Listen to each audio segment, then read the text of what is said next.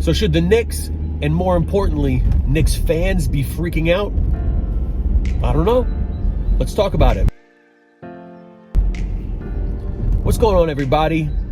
My name is Greg, and this is Riding with the Knicks, where I basically drive to work and home from work and talk about the team that I love, the New York Knicks. I assume it's a team that you love as well. So let's talk about the Knicks. What's going on this season? A little bit on me. If you haven't seen any of my videos before, I'm originally from New York. I grew up there. I moved out to Ohio 10 years ago, and nobody out here cares about the Knicks. Nobody wants to talk about the Knicks with me. And so I basically figured I would just make some videos, throw them up on YouTube, and see if anybody wanted to talk about what I want to talk about regarding the New York Knicks. This will never be a channel where I do deep dive analytics. It'll never be a channel where I do 2K creations or anything like that. This is actually a channel where I talk about the greater themes around our team, the New York Knicks. And instead of escaping from reality into the NBA season and disconnecting from our world, what I would like to do is love the team, love the league, love the season, but see if there are any greater themes that I can actually pull out of that into my life and learn and grow from it. I don't want to really be an escape artist, an escape into sports to run away from the real world, but maybe I can learn some things from sports. You know, I was never an athlete in a place that was going to become professional. Most people who love sports never had a chance at joining the league that they love, whether it's basketball, whether it's baseball, whether it's football, whatever. And so why do we care so much about sports? And is there a value that it can add to our lives? Or is it just a place for us to get into our primal brains and go nuts and cheer in a coliseum or create one in our own living room? I think that there are some things we can learn and take from it. And so should we be freaking out about the Knicks? That's what I want to talk about on my drive here. Because some people are losing their minds. They're saying, oh, fire the coach. Oh, he lost the locker room. Oh, all this stuff. And I think that everybody just needs to pump the damn brakes, okay? Because tonight against the Spurs, who are not a great team, all right, I'll get to it in a second. Tonight is our 24th game.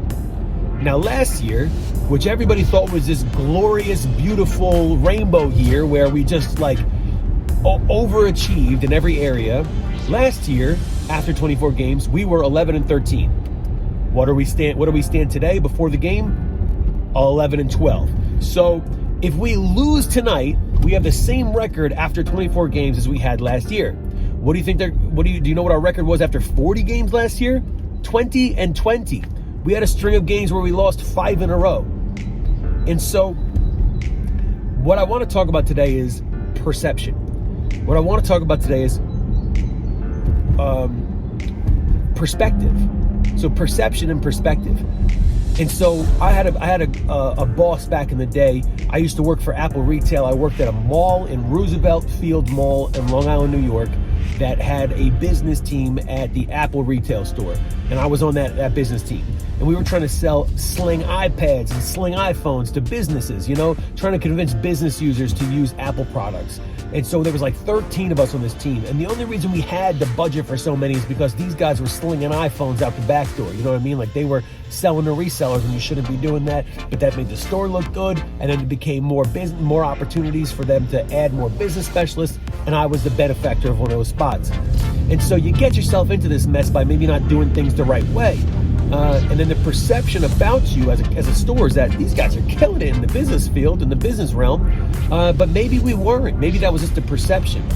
And it's funny that I bring that up because, I think it's funny that I bring that up because the boss of that business team always said this phrase: perception is reality. Perception is reality. And we live in a world today where our perception of reality is so torn to pieces. We think you can move into the internet. We think you can pack up your life and move into the internet and strap it to your face and live in a world called metaverse.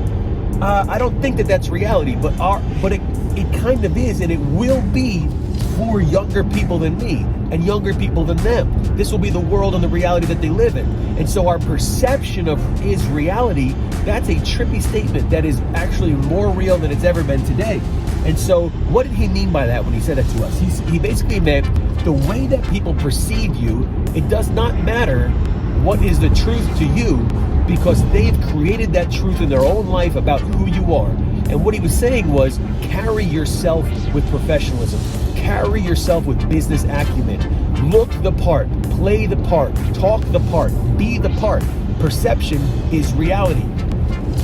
And so our perception of the New York Knicks right now is that they're slipping, is that Barrett doesn't look great, and Walker never really materialized, and Obi should get more minutes, and Tibbs is just playing too many elite rim protectors and not enough small guys that can fly around, and he's too attached to Derrick Rose, and has he really changed? And now Scott Perry might move on to Portland, and is Dolan getting in the mix again? And all these things are our perception of the Knicks, all because they're sitting exactly where they were last year.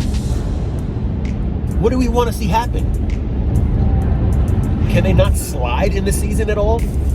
Can they not have, if people said, yeah, they overachieved last year, then if we're doing that this year,